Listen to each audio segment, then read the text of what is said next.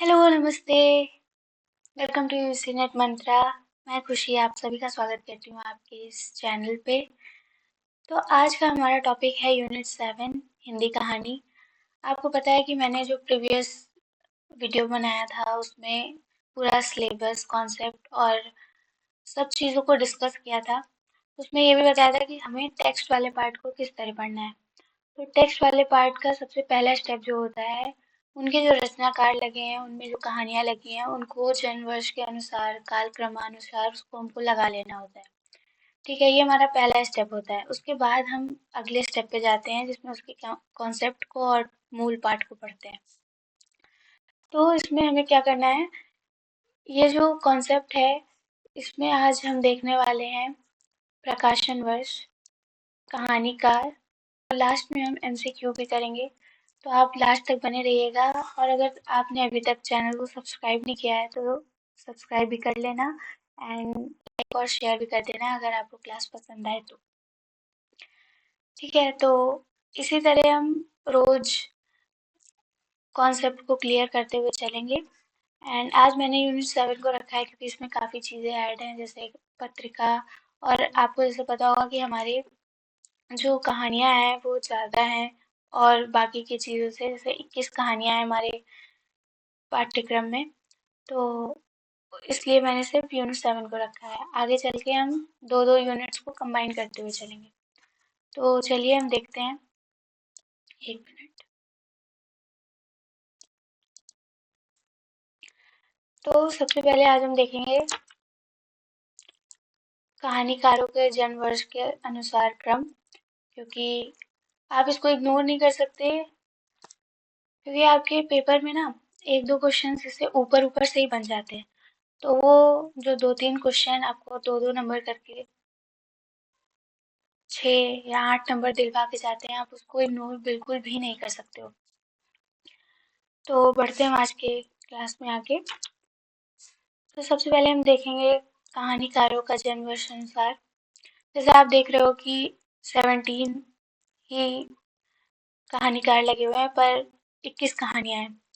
तो किसी किसी राइटर की दो दो कहानियां लगी हुई हैं, इस वजह से 17 ही है। तो चलिए देखते हैं और साथ में रिवीजन करते हुए चलेंगे, पढ़ते हुए चलेंगे। आप चाहो तो इसका स्क्रीनशॉट भी ले लेना, जिससे और अपने नोट्स में लिख लेना, जिससे आपको इससे हेल्प मिलेगी। तो चलिए स्टार्ट करते हैं।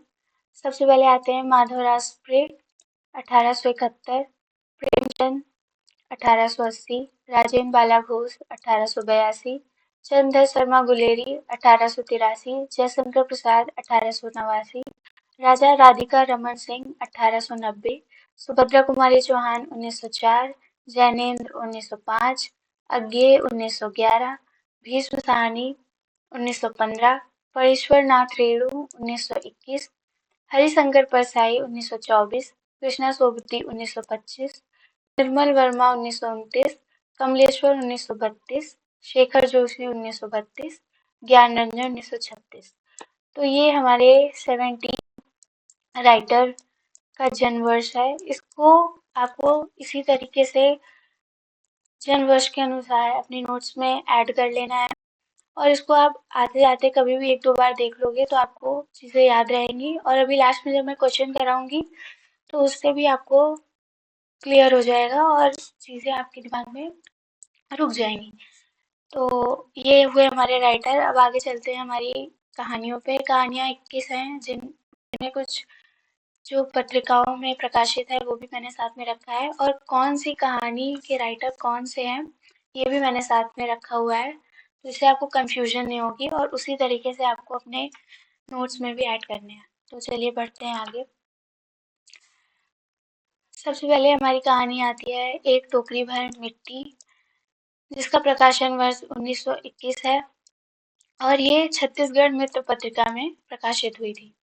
उसके बाद चंद्रदेव से मेरी बातें 1904 सरस्वती पत्रिका में ये प्रकाशित हुई थी और इसके कहानीकार राजेंद्र भाला घोष, जिन्हें बंग महिला के नाम से भी जानते हैं। उसके बाद तीसरी कहानी है हमारी दुलाई वाली, 1907 में इसका प्रकाशन वर्ष है, सरस्वती पत्रिका में प्रकाशित हुई थी। इसके भी रचयिता राजेंद्र बाला घोष हैं, जिनको हम बंग महिला के नाम से जानते हैं। चौथी कहानी हमारी दुनिया का सबसे अनमोल रत्न 1907 और 1908 में। 1907 इस कहानी का प्रकाशन वर्ष है। 1908 जिस जिस कहानी संग्रह में ये प्रकाशित हुई थी वो 1908 था। ये ज़माना पत्रिका में प्रकाशित हुई थी और ये प्रेमचंद जी की कहानी है। उसके बाद कानों में कंगना 1913 प्रकाशन वर्ष, इंदु पत्रिका में प्रकाशित राजा राधिका रमन सिंह की कहानी है। उसने कहा था मोस्ट इम्पॉर्टेंट कहानी 1915 में प्रकाशित सरस्वती पत्रिका में चंद्रधर शर्मा गुलेरी जी की कहानी है। आकाशदीप ये भी हमारी मोस्ट इम्पॉर्टेंट हो जाती है कहानी। इसका प्रकाशन वर्ष 1928 1929। ये किसी पत्रिका में प्रकाशित नहीं हुई थी क्योंकि ये आकाशदीप एक कहानी संग्रह भी है जिसके अंदर आकाशदीप नाम की कहानी भी है। इसके कहानीकार जयशंकर प्रसाद हैं। उसके बाद अपना अपना भाग्य 1929 विशा पत्रिका में ये प्रकाशित हुई थी। इसके कहानीकार जैनेन्द्र हैं। उसके बाद हम बात कर लेते हैं ईदगाह। ईदगाह प्रेमचंद की कहानी है। 1933 में प्रकाशित हुई थी चांद पत्रिका में। ये हमारी मोस्ट इम्पॉर्टेंट है, इसे क्वेश्चन जरूर बनता है। उसके बाद आती है गैंग्रीन।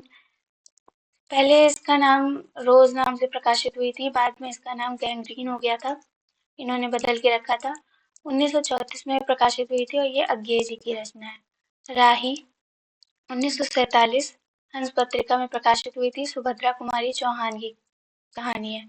सिक्का बदल गया 1948 प्रतीक कृष्णा सोबती की कहानी है। चीफ की दावत, इससे भी हर बार क्वेश्चन बनता है लगभग। तो वैसे तो आपको सभी कहानियाँ पढ़नी है, पर जो इम्पोर्टेंट है जिससे मोस्टली क्वेश्चन बनते हैं वो भी मैं आपको बताते हुए चलूँगी। इसका प्रकाशन वर्ष है 1956। भीष्म साहनी जी की कहानी है। परिंदे 1957 हंस पत्रिका में प्रकाशित निर्मल वर्मा की कहानी है। राजा नेरम बसिया 1957 कमलेश्वर की कहानी है।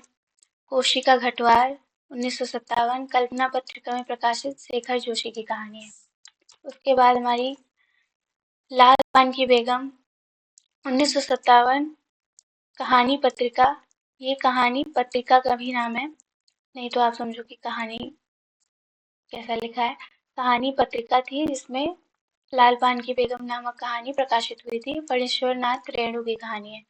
तीसरी कसम मारे गए उर्फ गुलफाम 1958 अपरंपरा पत्रिका में प्रकाशित हुई थी। फणीश्वर नाथ रेणु की ही कहानी है।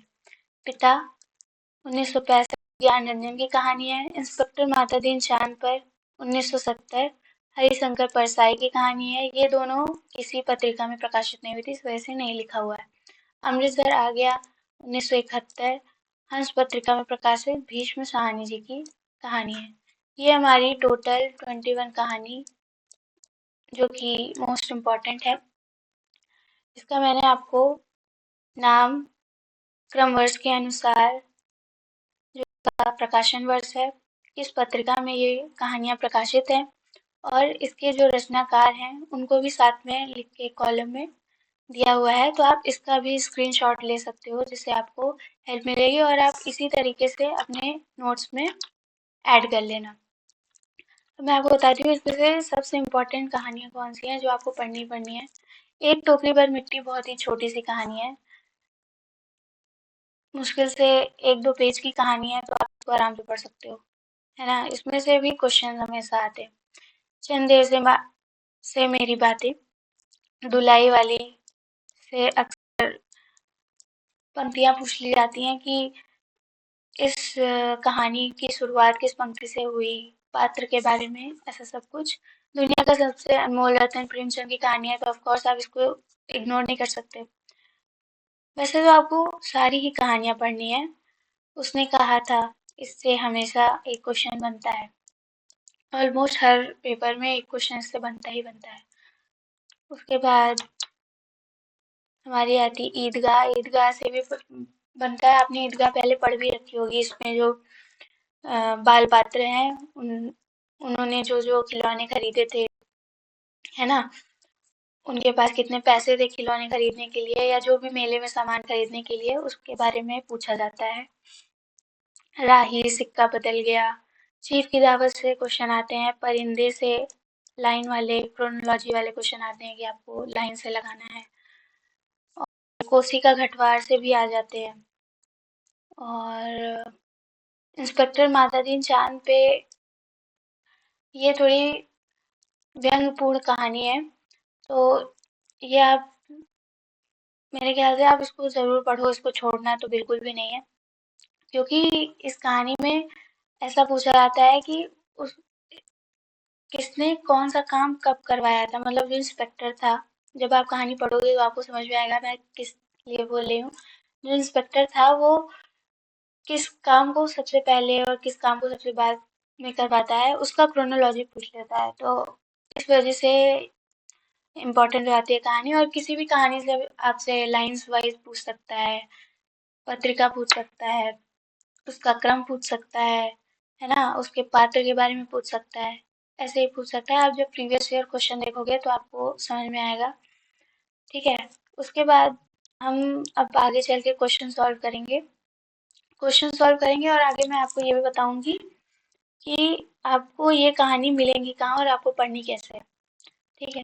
तो चलिए, हमारा पहला क्वेश्चन है, ज़्यादा क्वेश्चंस नहीं है, पर इस टॉपिक से रिलेटेड जो आज आपने इस क्लास में किया है उससे रिलेटेड क्वेश्चंस हैं, जिससे आपका ये वाला पार्ट अगर आप मेरे साथ साथ रिवाइज कर रहे थे तो आप कर लोगे, ठीक है?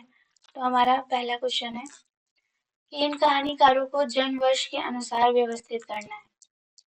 ये हमारे 5 कहानीकार हैं, चंद्रधर शर्मा गुलेरी, फणीश्वरनाथ रेणु, प्रेमचंद, राजा राधिका रमन सिंह और शेखर जोशी। ये आपके पास चारों ऑप्शन है। आपको इसको क्रोनोलॉजी बेस्ड लगाना है कि जिनका जन्म वर्ष जो है उस हिसाब से आपको लगाना है। तो मुझे कमेंट करके आंसर बताइएगा, एंड होप करती हूँ आप देखते देखते साथ में बताते हुए चलोगे। तो इसका आंसर है ऑप्शन 2। ये मैंने राइटर का जन्म वर्ष लिख के रखा हुआ है, चंद्र शर्मा गुलेरी 1883, विश्वनाथ रेणु 1921, प्रेमचंद 1880, राजा राधिका रमन सिंह 1890, शेखर जोशी 1932। तो इस हिसाब से हमारा आंसर 2 हो जाएगा। सबसे पहले आएंगे प्रेमचंद,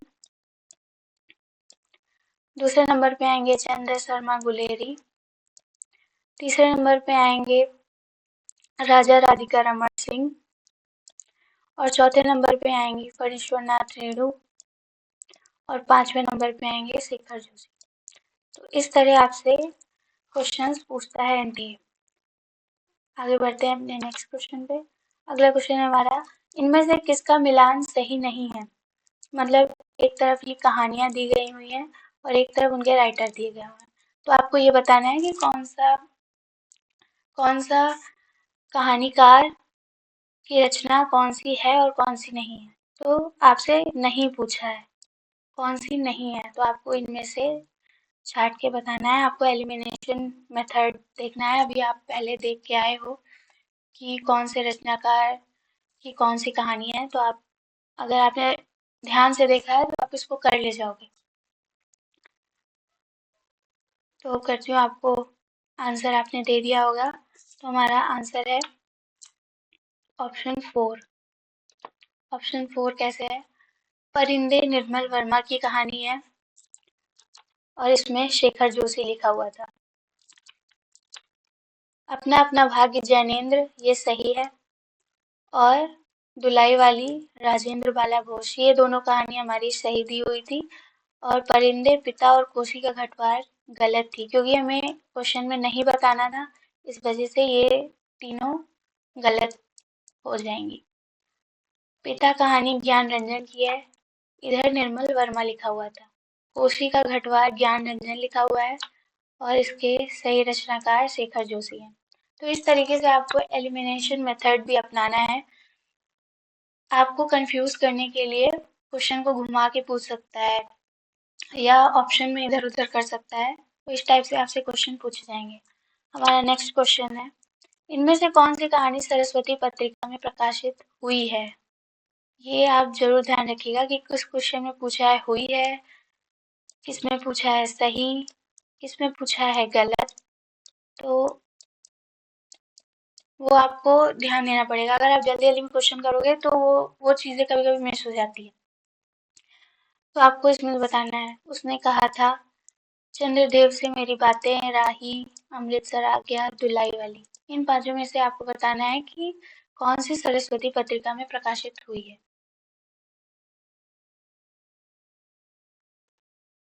तो करती हूँ आपने आंसर दे दिया होगा। तो हमारा ऑप्शन है ऑप्शन 1 BEA। उसने कहा था चंद्रदेव से मेरी बातें और धुलाई वाली, ये तीनों कहानियाँ सरस्वती पत्रिका में प्रकाशित हुई हैं। और जो राही और अमृतसर है, अमृतसर नहीं सॉरी अमृतसर आ गया, ये दोनों हंस पत्रिका में प्रकाशित हुई। ठीक है, ये दोनों हंस पत्रिका में प्रकाशित है और ये सरस्वती पत्रिका में प्रकाशित है। तो इसी के साथ हमारी क्वेश्चंस और हमारा यूनिट 7 का जो फर्स्ट स्टेप था वो कंप्लीट होता है। आगे हम इसी तरह की क्लास करेंगे जिसमें हम टेक्स्ट पार्ट के ही जो उपन्यास वाली यूनिट है, निबंध, नाटक और आत्मकथा, जीवनी जो यूनिट 10 है, इन सबको भी इसी तरीके से कवर करेंगे। पहले दो दो यूनिट को हम कवर करते हुए चलेंगे। आज की यूनिट थोड़ी बड़ी थी, इस वजह से मैंने एक ही यूनिट रखा था। आगे हम दो दो यूनिट को कवर करेंगे और साथ में क्वेश्चंस भी करेंगे जिससे आपका माइंड में वो क्लियर हो जाएगा और आपको वो साथ साथ याद होता चलेगा क्योंकि आप मेरे साथ रिवीजन करते हुए चलोगे। तो होप करती हूँ आपको ये क्लास पसंद आई होगी और सबसे इम्पोर्टेंट बात, आपको ये कहानी पढ़नी कहाँ से है। तो ये एक वेबसाइट है www.hindisummer.com। तो इसमें आपको सारी कहानियाँ मिल जाएंगी। तो आप इस वेबसाइट पर जाके सारी कहानी को पढ़ सकते हो। बाकी आपको पढ़नी तो सारी कहानियाँ हैं, कोई आप नहीं छोड़ोगे और बहुत बड़ी कहानी नहीं है तो आप आराम से पढ़।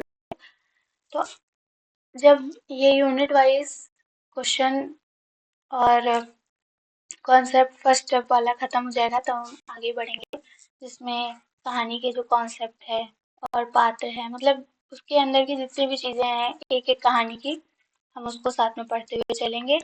और होप करती हूँ आपको ये क्लास पसंद आई होगी। एंड अगर आपको क्लासेस की नोटिफिकेशन चाहिए और सब कुछ पता लगाना है और पीडीएफ्स चाहिए तो आप हमारे टेलीग्राम चैनल पे ज्वाइन कर सकते हो। ये रहा उसका ऑफिशियल नाम, तो आप इसको सर्च करके भी कर सकते हो। बाकी डिस्क्रिप्शन में भी आपके पास लिंक है तो आप वहाँ से भी ज्वाइन कर सकते हो। और अगर आपने प्रीवियस क्लास नहीं देखी है जिसमें मैंने फुल लेंथ सिलेबस और स्ट्रैटेजी को डिस्कस किया है, बुक्स लिस्ट बताई है, तो आप उस क्लास को भी अवॉइड नहीं कर सकते, आप उसको जाके देख सकते हैं। लिंक मैंने डिस्क्रिप्शन में दे दी है। तो मिलते हैं हम आपसे नेक्स्ट क्लास में। और don't forget to subscribe to the channel. And class अच्छी लगी हो तो चैनल को शेयर करना और क्लास को भी शेयर करना। मिलते हैं हमारी नेक्स्ट क्लास में, तब तक के लिए बाय बाय टाटा, धन्यवाद।